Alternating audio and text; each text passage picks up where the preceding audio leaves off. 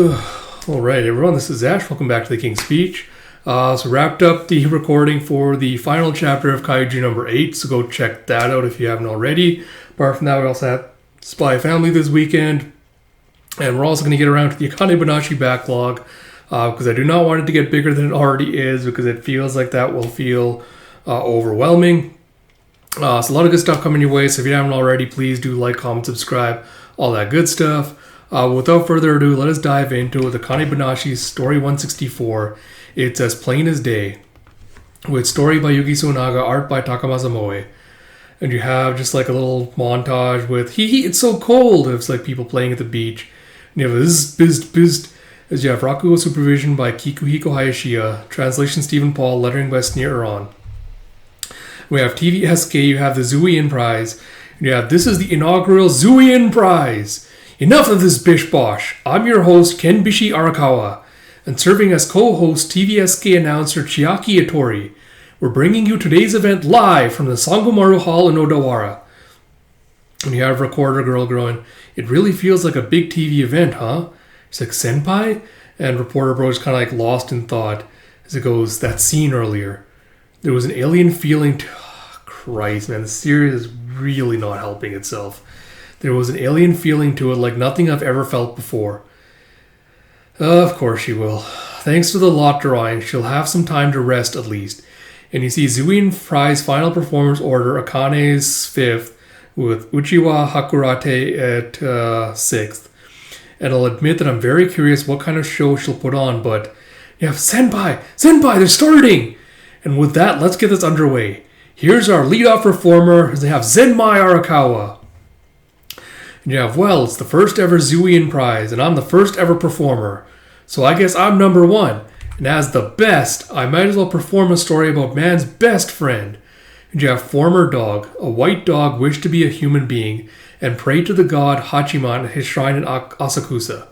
To his surprise, you have, oh? The dog's wish came true and he turned human. So you need a job to feed yourself, huh? Perfect timing. I run an employment agency called Kazusaya just down the street. A story where a dog turned man gets into trouble. I can take care of you there. You can't walk down the street like that, can you? Like, ooh, here, you can use this coat. Put it on, wear it. Hey, what are you? And you see the dog, just like dog man, just like jumping and dancing around with the kimono. So quit running around naked. Put the damn clothes on. Yeah, I figured I don't stand a chance anyway. So I decided to liven things up and just enjoy myself. But I was blown away by how dedicated she was. I'm her senpai. I've got a sense of pride too. It's time to quit being the underdog. I'm going to be top dog this time. And you see him just pretending to be like woof woof dog barking. It's like the main character of the Zuian Prize.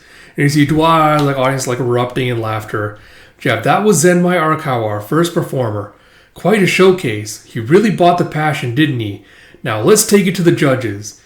Each of our judges will give a total score out of 100 for a maximum possible score of 300. The contestant with the highest total score will be our winner. And it looks like we have our results. Zenmai Arakawa's scores are 91, 90. And you see Shomei's giving him a 75. Like 75. That's a grand total of 256 points. Now let's hear from our judges. You have TV producer Honami Kiriya. It's like I thought it was an energetic performance and a great way to kick off a big new event. The amount of heat you bought was quite enticing. You have comedian Guide to the Arts Boogie Woogie Sonata. Youth, passion, now this is competition. The tempo was a bit one note if I had to critique something, but overall I thought it was fantastic. It's like, now Master Shomei, what did you think? You see the announcer's kind of just like subdued by this apparently. He said, I saw only a performer on stage and none of the story registered. In the scene where the man gives him a coat, you said quit running around naked. That was not delivered in the style of the man running the employment office, but had the intensity of a Tsukomi punchline. In other words, you chose your words to maximize the audience's reaction. There were 6 other points at which I got the same impression. Of course, I must acknowledge that you succeeded in getting a rise out of the crowd. But as a work of art, I felt your performance was incomplete. That is all. And you see he's just dead silence in the room as he puts his microphone down with a loud thud. He's like, in short, he has room for improvement, but received high marks for revving up the crowd. And reporter bro's like, it's plain as day to everyone here. The key to the Zuian prize is conquering the hurdle of Shomei Subukiya. And you see Hikaru in the back watching on the TV going, it ain't gonna be easy. Course not. Kane's trying to challenge him, so he must be tough.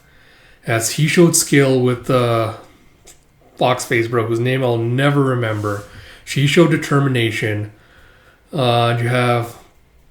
Next, it's my turn. And you have, so the order is Zenmai Arakawa, Saryu Kenpute, and then Hikaru Arakawa. And you have go put on a show. Give them a taste of Hikaru Arakawa's specialty. So I guess quick thoughts on the chapter. Not really much to say, like it's very much set up. I do feel sorry for Zenmei still being kind of related to like the comedic, like the comedy relief more so than anything. So not really much to say with regards to that. With him being like, oh, you know, I was blown away by Akane, like things like that. Again, we don't have enough of a sense of him as a character or a person for him to be like, you know, kind of blown away by Akane and be like, oh, I'm trying to like, I need to impress her as her senpai. It's like I've got a sense of pride and things as well. None of that really got like an emotional rise or like involvement out of me just because we know so little about him. There's so little investment in him as a person or his story that I don't really feel anything about him like making these bold, loud proclamations. Especially when he's been treated as a joke for most of the series run so far. Whenever we've seen him. So it feels like a lot of this story is kind of just Subukiya's kind of like judging perspective, like what he's looking for. And things kind of like setting up how he's going to be the hurdle to the performers. So in that regard, it's kind of interesting seeing like how exacting he is about like, oh, you know, story must be performed a certain way. Like, you know, you can't really put your own spin or flourishes on it. So we'll see what the other performances are like. But yeah, not much else to say. We'll see what happens with Hikaru with the next chapter. But yeah, that's about it. So with all that said, I hope you all did enjoy this video. If you did, you know, please do like, comment, subscribe, all that good stuff.